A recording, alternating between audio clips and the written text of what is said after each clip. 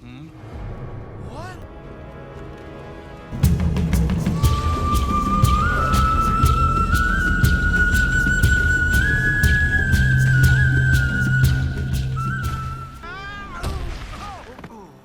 wah, wah, wahai pengikut sekte Dewa Rengku yang burungnya kaku dan yang burungnya layu. Sang Maha Guru telah kembali untuk membawakan alur cerita film yang seru. Sekarang mau cerita apa wahai guru?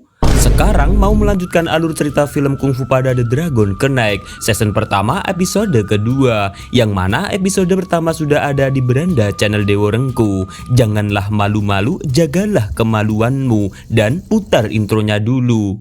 Apa?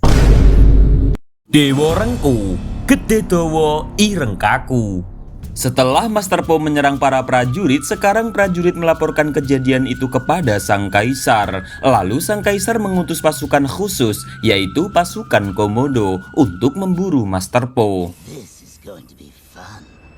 Sedangkan Lutera masih meragukan tentang cambuk api yang tertulis di dalam buku komik yang biasanya dibaca oleh Master Po. Dikisahkan cambuk api itu digunakan oleh Master Gigi Taring untuk berperang, tapi saking kuatnya cambukan tersebut membuat dunia bisa terbelah. Nah, setelah itu Master Po mengajak Lutera untuk menemui Li Gao, yaitu seorang penulis komik, untuk mencari tahu lebih detail mengenai sejarah cambuk api. Setelah tiba di sana, terlihat beberapa lampiran foto Master Po bahwa dia sedang diburu oleh Kaisar. Nah, untuk mengelabuhi masyarakat di sana, ia menyamar sebagai Tuan Bambulus, lalu mencoba berbaur dengan masyarakat agar tidak dicurigai. Lalu dia bertanya kepada warga Kelinci, yang kemudian memberitahu bahwa Li Gao si penulis komik sudah lama mati, dan Li Gao memiliki satu anak yang bernama Lau. Tapi sayangnya, Lau tidak ingin diusir oleh penggemar ayahnya dan mengusir semua orang yang berusaha mencari tahu mengenai ayahnya, karena dia lebih suka ketenangan hati. Lalu diam-diam Lutera dan Po masuk ke dalam ruang kerja Li Gao. Di sana terdapat tulisan terakhir Li Gao yang berisi tentang keberadaan cambuk api. Nah, aksi mereka ini dipergoki oleh Lau, yang kemudian mereka ribut merebutkan komik itu hingga hampir terbakar. Nah, alasan Lau tidak mau menyerahkan komik itu karena ia tak sanggup membacanya. Tentu saat membaca ia akan teringat ayahnya lagi. Melihat Lau yang bersedih hati, Lutera mencoba menghiburnya. Lutera bercerita bahwa pedang kesatria yang ia bawa adalah pedang milik kakaknya yang sudah mati saat perang. Awalnya Lutera tak bisa menggunakan pedang itu, tapi ia terus berlatih hingga pandai menguasainya untuk membela kebenaran. Begitupun dengan komik itu, seharusnya dibaca agar bisa menolong kebaikan. Mendengar itu, Lau sedikit tenang lalu membaca komik terakhir ayahnya bersama-sama. Dikisahkan setelah Master Gigi Taring perang, lalu ia menyimpan cambuk api tersebut di sebuah kota hilang. Di dalam komik juga ada sebuah peta menuju keberadaan kota hilang, yaitu di bawah gunung tempat kenang-kenangan Lau dan sang ayah. Setelah membaca, Lau ingin menerbitkan komik itu ke seluruh penggemar ayahnya. Kemudian Master Po dan Lutera bergegas pergi menuju kota hilang. Namun mereka tiba-tiba diserang oleh pasukan Komodo.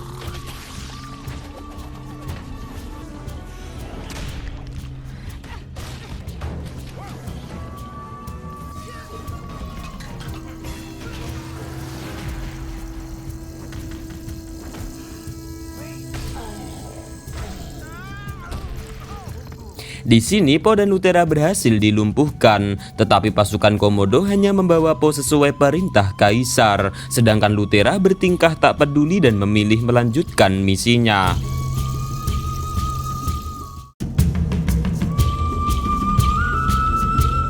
Saat ini Master Po sudah sampai ke tengah hutan, tapi tiba-tiba pasukan terlarang diserang oleh sosok misterius berjubah.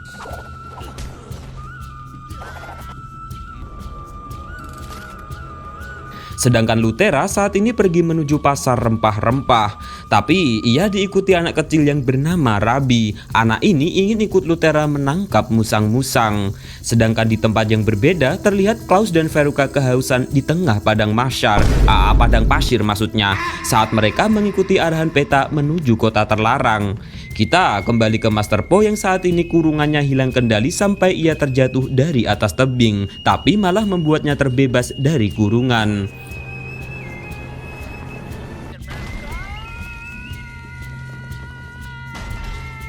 Lalu ia dihampiri salah satu pasukan terlarang bernama Wei Min. Ia mengajak Master Po bekerja sama. Ia akan membantu Master Po mengembalikan gelar Dragon Master-nya, sedangkan Master Po membantunya agar sang kaisar bisa percaya kepada pasukan terlarang lagi.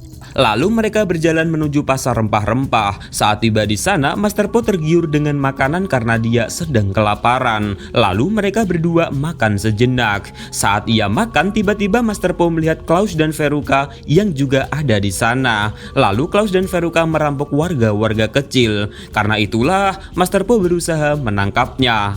Tapi tangannya sekarang terborgol di tiang gerobak, yang ternyata pelakunya adalah Wei Min yang mengkhianati Master Po. Dan ternyata Luthera juga sudah berada di sana, yang sama-sama sudah siap menangkap musang-musang. Meskipun tangan Master Po masih terborgol, ia tetap berusaha ikut menangkapnya.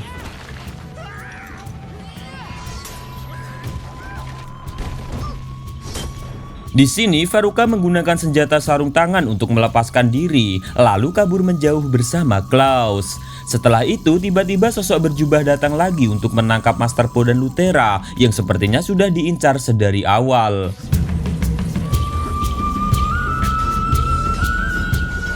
Setelah itu mereka berdua melarikan diri ke arah padang pasir, namun di depannya ada sebuah bencana badai pasir. Sosok berjubah masih terus-terusan mengejar, namun mereka diselamatkan oleh Rabi dan dibawa masuk ke dalam rumahnya. Nah, setelah situasi dirasa mulai aman, mereka pun berpamitan untuk meneruskan perjalanan ke kota yang hilang. Tak berselang lama, sosok berjubah tersebut menangkap Rabi beserta kedua orang tuanya. Tentu, sosok itu memaksa agar ditunjukkan arah perginya Master Po dan Luthera. Lalu, Rabi pun melukiskan sebuah peta.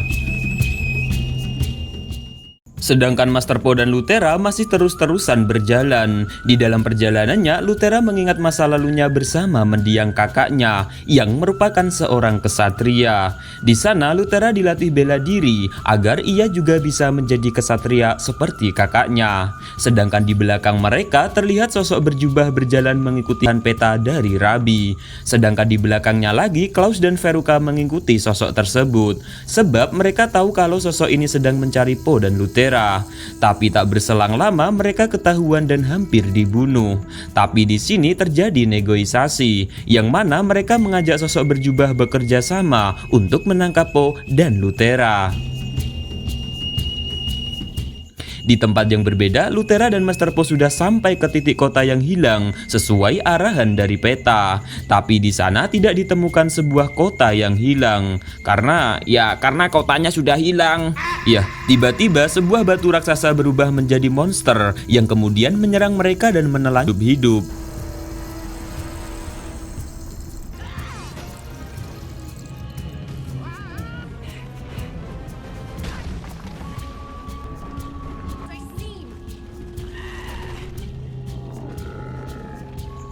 Ternyata isi perut batu raksasa tersebut adalah sebuah kota, yang mana maksud dari kota yang hilang yaitu kota yang tidak diketahui semua orang karena berada di dalam sebuah perut.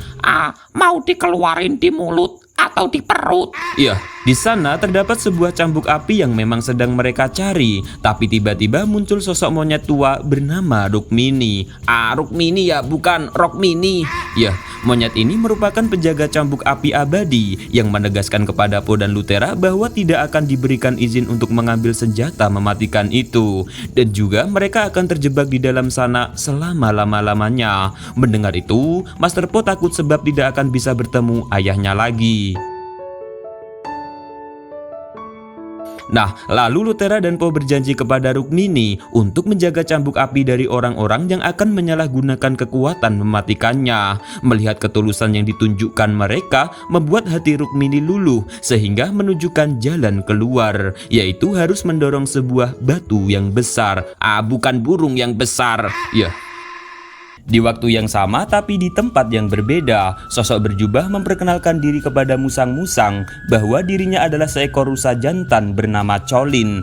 Colin ya, bukan Coli. Ya, mereka terus berjalan mengikuti arahan peta, tapi secara tidak sengaja kaki Colin tersandung dan membuatnya tergelincir hingga kakinya cedera parah. Lalu musang-musang memberikan ramuan sihirnya untuk mengobati kaki Colin. Akan tetapi saat Colin menyadari bahwa musang-musang adalah penyihir, ia pun langsung berusaha membunuh mereka.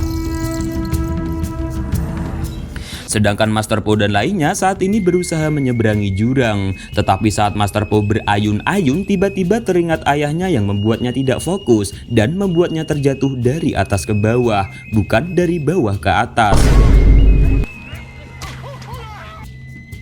Ya, lalu Lutera menghampiri Po dan membantu melawan para zombie.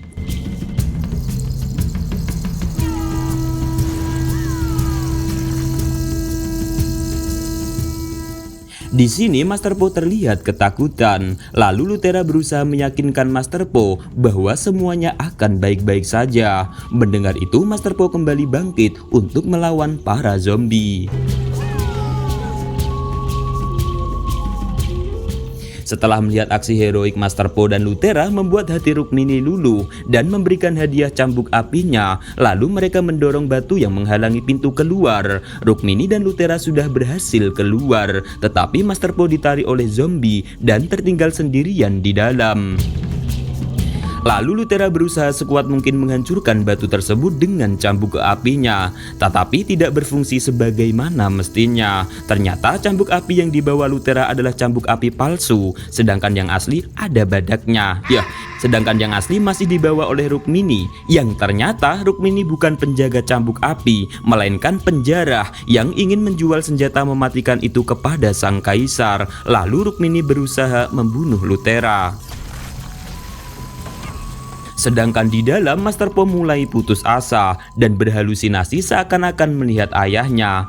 Di sini ayahnya memberitahu bahwa jempolnya Master Po memiliki kekuatan luar biasa yang bisa digunakan untuk menghancurkan batu tersebut. Lalu Master Po sadar bahwa di jempolnya masih terdapat potongan sarung tangan Wugao, lalu menggunakannya untuk menghancurkan batu itu. Secara bersamaan, sarung tangan yang dibawa musang-musang ikut bercahaya, sehingga membawanya terbang ke arah tempat Master Po berada. Nah, saat Master Po sudah berada di luar, ia terlihat kebingungan dengan apa yang terjadi. Lalu Rukmini menyerang Master Po dan membawa kabur cambuk api itu. Lalu Lutera dan Master Po akan memanfaatkan potongan sarung tangan tersebut untuk menangkap musang-musang. Dan begitulah alur cerita Kung Fu Panda The Dragon Knight season pertama episode kedua. Untuk part selanjutnya tentu lebih seru ya dan menarik untuk kalian tunggu. Tapi alangkah baiknya para pengikut sekte Dewa Rengku untuk menonton konten yang lainnya di channel Dewa Rengku. Salam dari Sang Maha Guru. Dewa Rengku, Gede Dawa Ireng Kaku.